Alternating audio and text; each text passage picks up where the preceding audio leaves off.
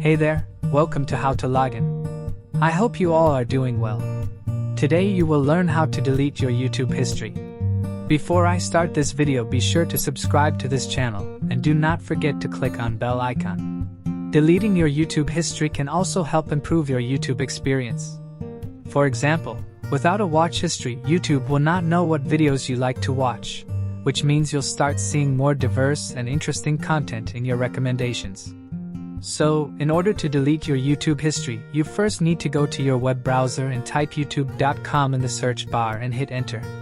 Now click on these three rows button at the upper leftmost corner of the YouTube. Click on History.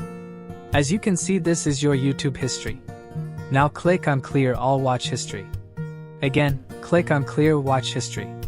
Now you have cleared all watch history on YouTube. I hope you guys liked this video. I will see you in the next one.